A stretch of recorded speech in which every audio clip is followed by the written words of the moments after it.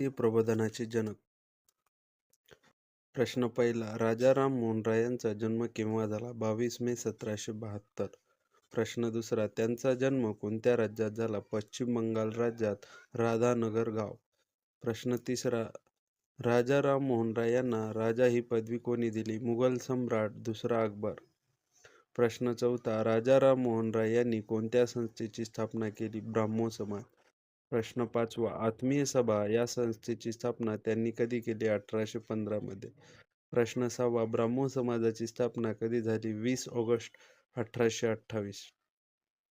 प्रश्न सातवा. सती प्रथा बंद करण्यासाठी त्यांनी कोणाकडे पाठपुरावा केला? Lord William Bentinck.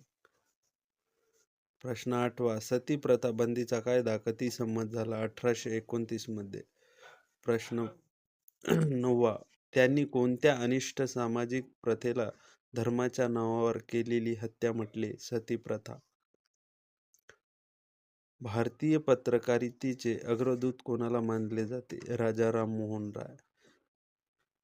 राजा राम मोहन राय कोणत्या भाषेत संवाद कौमुदिनी हे वृत्तपत्र सुरू केले? बंगाली.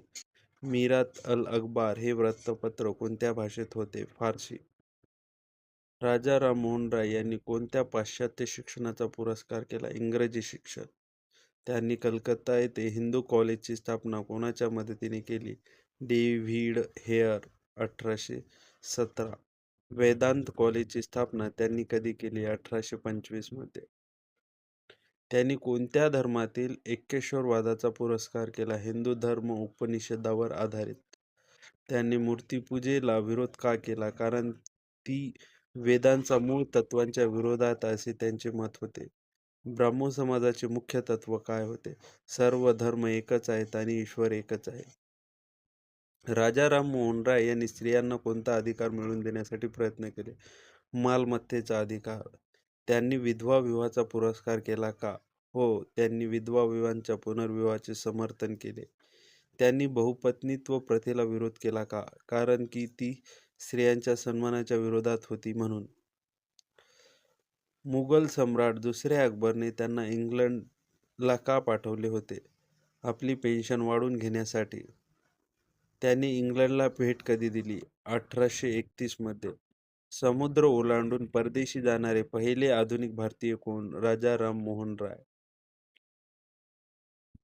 राजा राम मोहन राय कोणत्या विचारसरणीचे समर्थक होते? उदारमतवाद आणि तर्कवाद. राजा राय यांच्यावर कोणत्या पाश्चात्य क्रांतीचा प्रभाव होता? फ्रेंच राज्यक्रांती. त्यांना किती भाषांचे ज्ञान होते? संस्कृत, बंगाली, फारसी, अरबी, इंग्रजी, ग्रीक आणि हिब्रू. त्यांनी कोणत्या भाषेतून उपनिषदांचे भाषांतर केले? बंगाली. तुहफत अल मुवाहिन हा त्यांचा ग्रंथ कोणत्या विषयावर आहे? मूर्तिपूजेचा निषेध आणि ऐक्येश्वरवाद.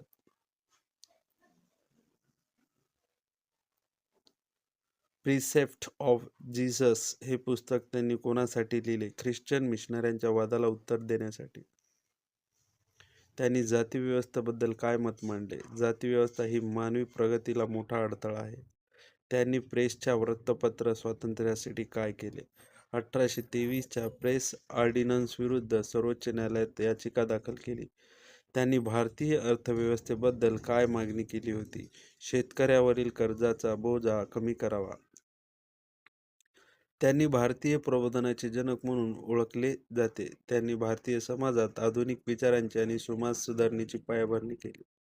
बंगालमध्ये नवयुगाचे दूत कोणाला म्हटले जाते? राजा राम मोहन राय. त्यांना युगदूत ही पदवी कोणी दिली? सुभाषचंद्र बोस.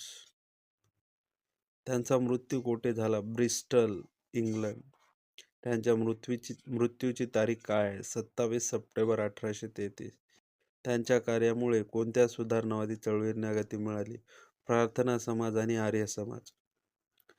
धन्यवाद. शैक्षणिक व्हिडिओसाठी आमचे चॅनल नक्की सबस्क्राईब करा. गंगाधर गंधनवाड, यूट्यूब.